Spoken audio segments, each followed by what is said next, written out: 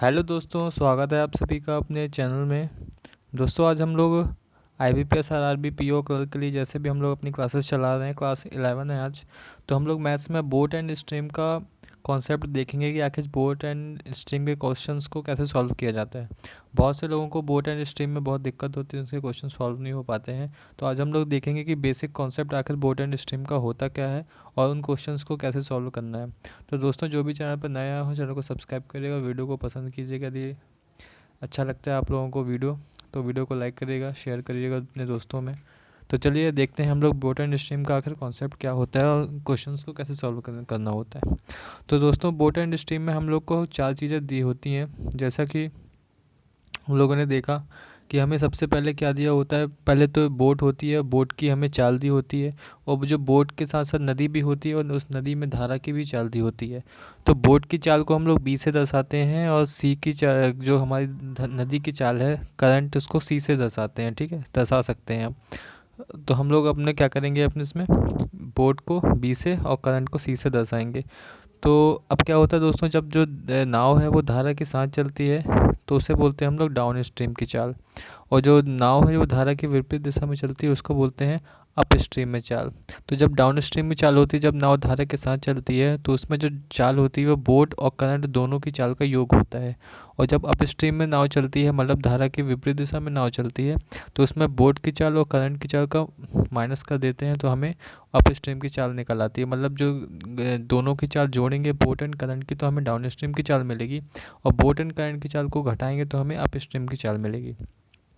अब दोस्तों हमें यदि बोट की चाल निकालना है, हमें डाउन स्ट्रीम की चाल और अप स्ट्रीम की चाल दी हुई है, तो हम लोग क्या करेंगे, down stream and up stream की चाल को जोड़कर 2 से डिवाइड करेंगे तो हमें बोट की चाल मिल जाएगी। और यदि हमें करंट की चाल निकालना है, तो डाउन स्ट्रीम और अप स्ट्रीम दोनों की चाल को घटाकर क्या करेंगे दोस्तों, घटाकर क्या करेंगे, 2 से डिवाइड कर देंगे तो हमें क्या मिल जाएगी, करंट की चाल मिल जाएगी। तो हमें ये 4 चीज़ें याद रखना है। एक तो हमें क्या याद कर रखना है कि डाउन स्ट्रीम में क्या होता है, बोट एंड करंट की चाल जुड़ जाती है। अप स्ट्रीम में बोट एंड करंट की चाल को हम लोग क्या करते हैं, माइनस करते हैं। यदि हमें डाउन स्ट्रीम और अप स्ट्रीम दिया हो, तो हमें बोट की चाल निकालना है, तो दोनों चालों को जोड़कर 2 से डिवाइड कर देते हैं। और हमें डाउन स्ट्रीम और अप स्ट्रीम को घटाकर 2 से डिवाइड कर देंगे तो हमें करंट मिल जाएगा, मतलब करंट यानी धारा की चाल मिल जाएगी। बस ये 4 चीज़ें हमें ध्यान में रखना है।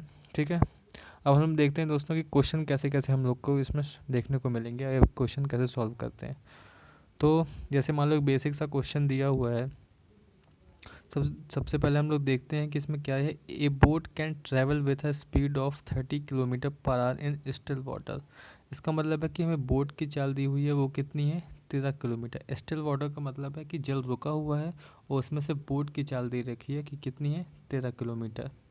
ठीक है, जल रुका हुआ है, इसका मतलब जल की चाल नहीं है। ठीक है, if the speed of stream, मतलब करंट की चाल कितनी दे दी, 4 किलोमीटर पर आवर। तो बोला गया find the time taken by boat to go 68 kilometre downstream. Downstream में क्या होता है दोस्तों, बोट की चाल और करंट की चाल दोनों की चाल जुड़ जाती हैं। तो डाउन स्ट्रीम में क्या होगा, 13 और 4 17 जुड़ जाएंगे, तो मतलब 17 किलोमीटर पर आवर की स्पीड से अब नाव चलेगी, क्योंकि नाव की खुद की चाल 13 किलोमीटर है और करंट 4 किलोमीटर उसको सपोर्ट करेगा, मतलब दोनों जो जुड़ के क्या होंगी, 17 किलोमीटर पर आवर। अब हमको जाना कितना है दोस्तों, 68 किलोमीटर की रेंज जाना है, 68 किलोमीटर की दूरी जाना है। अब हम किस चाल से चलेंगे, 17 की चाल से चलेंगे। तो 17 चौके क्या हो जाएगा, 68, मतलब 4 से डिवाइड करेंगे, क्योंकि समय बराबर क्या होता है, दूरी बटे चाल। दूरी 68 किलोमीटर है और चाल हमारी 17 है। तो समय कितना लगेगा, टाइम हमें लगेगा कितना, 4 घंटे। चलिए देखते हैं दूसरे क्वेश्चन को। ए मैन्स स्पीड विथ करंट, क्या दिया हुआ है, एक आदमी की स्पीड दी हुई है विथ द करंट, मतलब धारा के साथ। तो मैन और करंट दोनों की स्पीड कितनी दी हुई है, 15 किलोमीटर पर hour. And the speed of current, current की चाल कितनी दे दी हमें यहाँ, 2.5 किलोमीटर, 2.5 किलोमीटर पर आवर दे दी।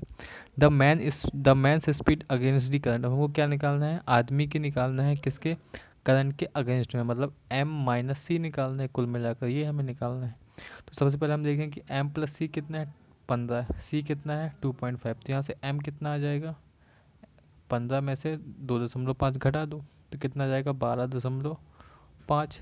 अब m कितना है 12.5, c कितना है 2.5, तो कितनी स्पीड आ जाएगी 10।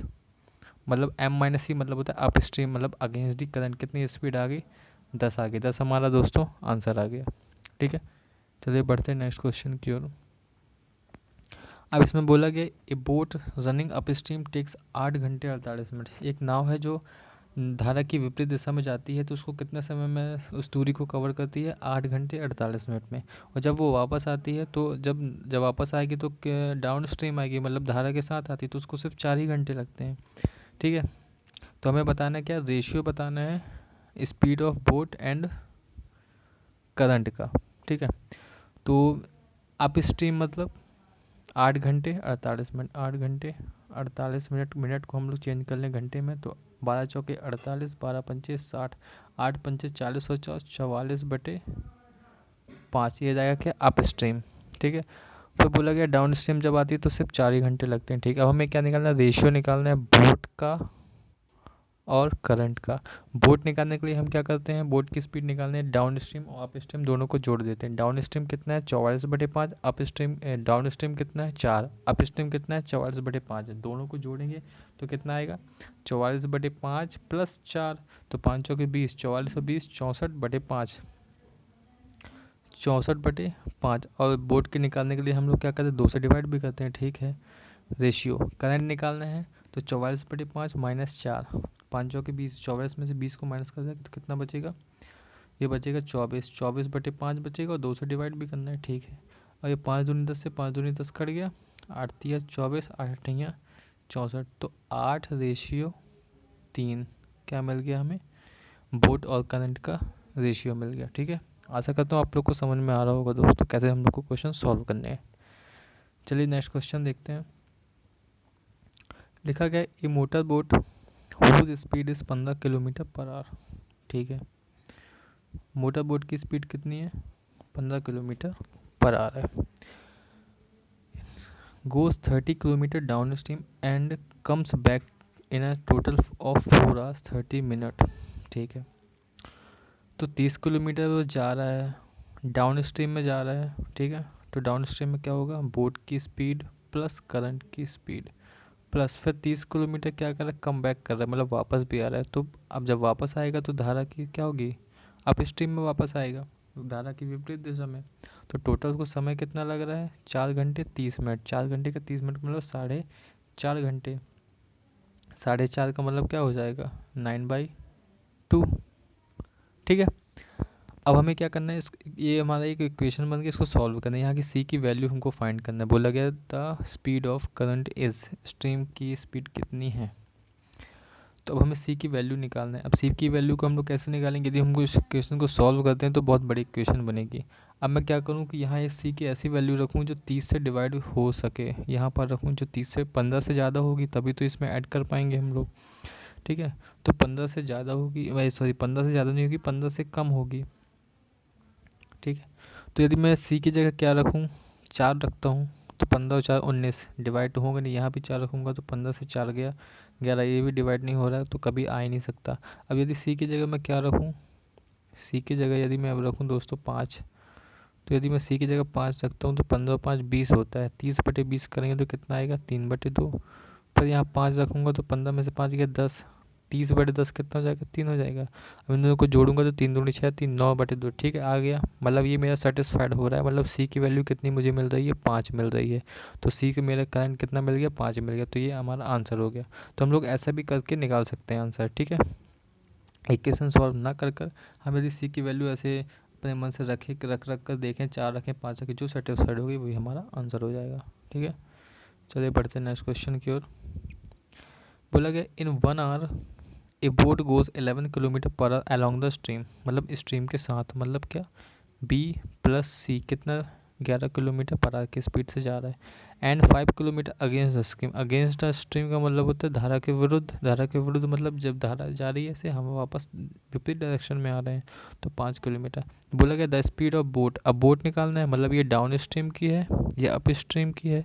जब बोट निकालना होता है तो क्या करते हैं, down stream plus up stream divide by 2 कर देते हैं। तो 11 और 5 को जोड़ेंगे तो कितना आएगा, 16। 16 में से 2 को डिवाइड करेंगे तो कितना मिल जाएगा, 8। मतलब बी बोट कितना आ गया, 8। ठीक है, चलिए बढ़ते हैं नेक्स्ट क्वेश्चन की ओर। Speed of boat in standing water is 9 kilometre पर आवर। ठीक है, बोट की स्पीड कितनी दे दी, 9 किलोमीटर दे दी। And the speed of stream current दे दिया कितना, 1.5 किलोमीटर। ठीक है, a man rows up to a place at distance of 105 kilometre. अच्छा, 105 किलोमीटर गया और फिर वापस भी आता है। तो बोला गया कि जब जाता है और 105 किलोमीटर और वापस भी आता है तो उसको टोटल कितना टाइम लगेगा।